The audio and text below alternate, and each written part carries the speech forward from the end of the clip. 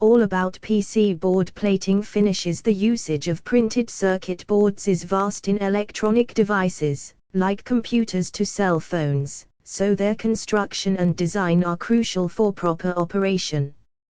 One of the most important aspects of PCB design is the finish of the board. There are several plating finishes available for PCBs, each of which has its advantages and disadvantages.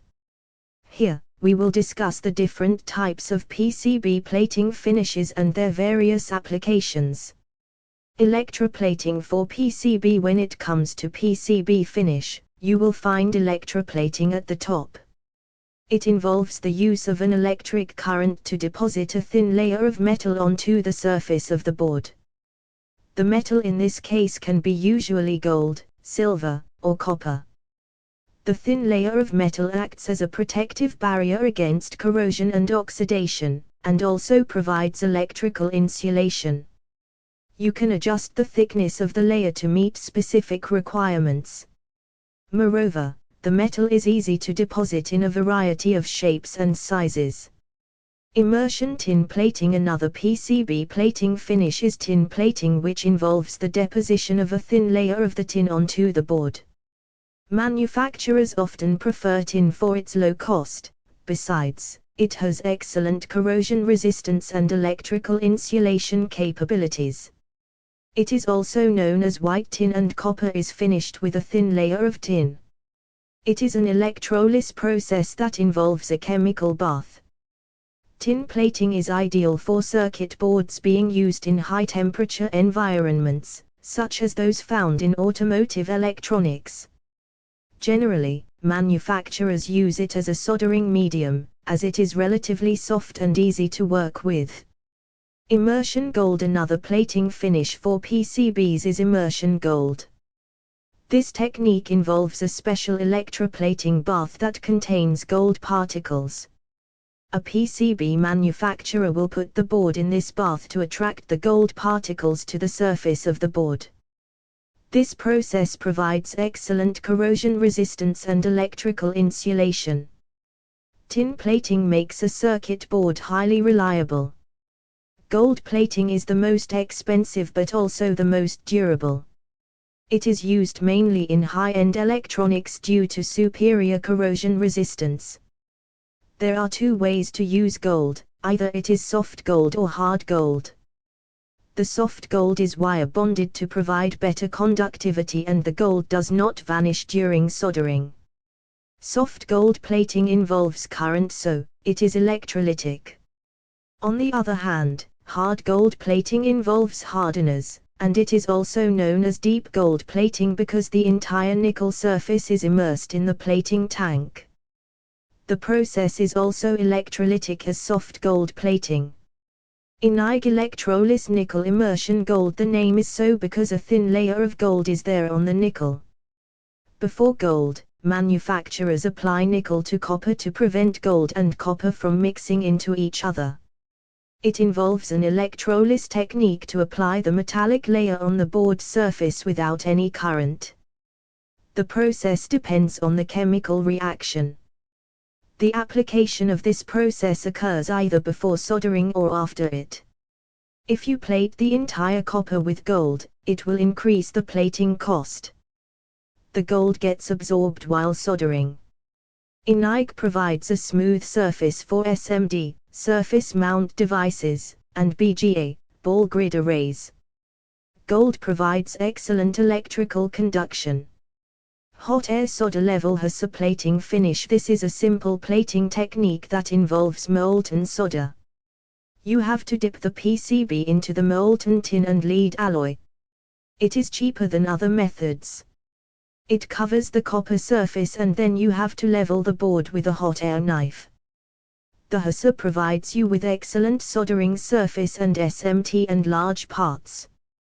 Don't use it for smaller SMT, moreover, it does not suit the FTP, fine pitch technology.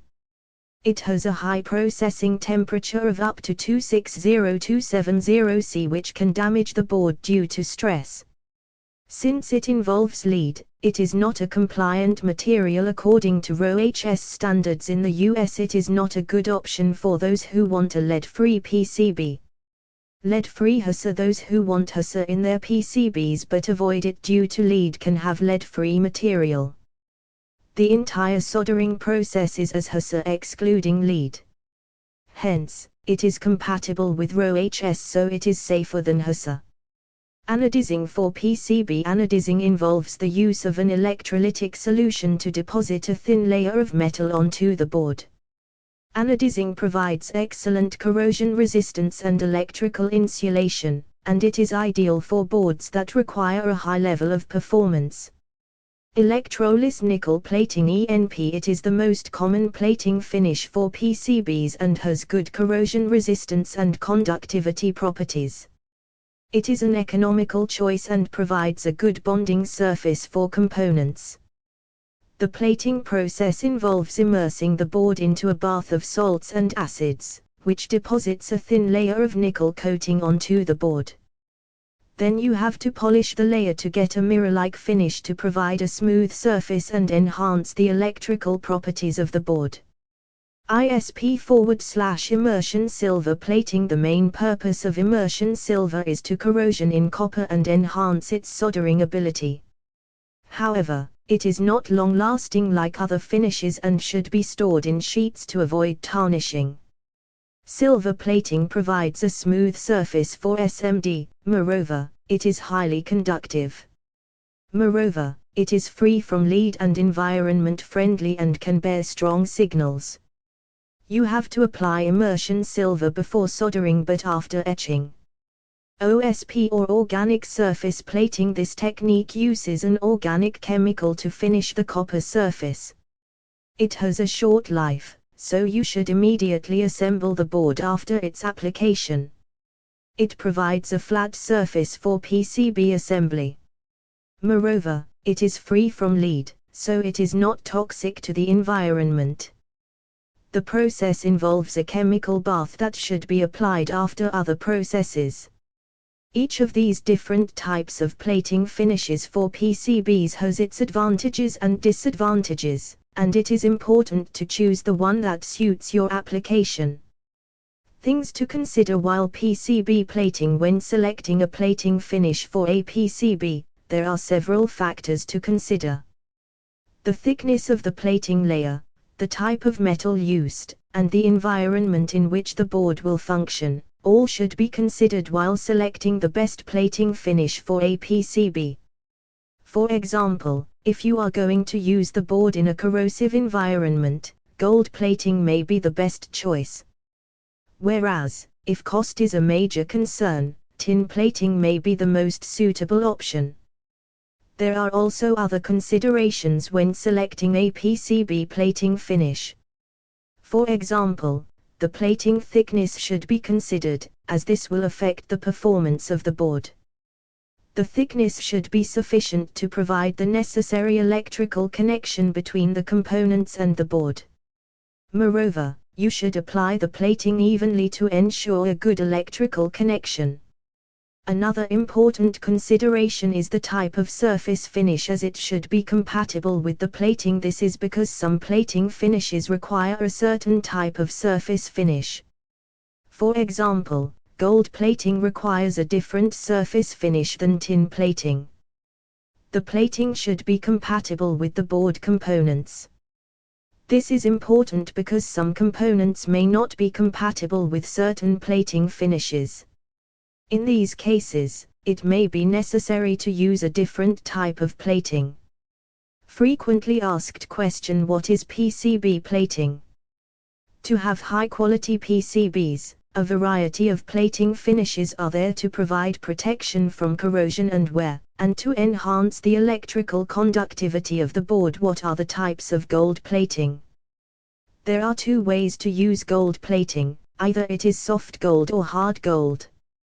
The soft gold is wire bonded to provide better conductivity. The hard gold plating process involves hardeners. Both types involve current. What to consider while PCB plating?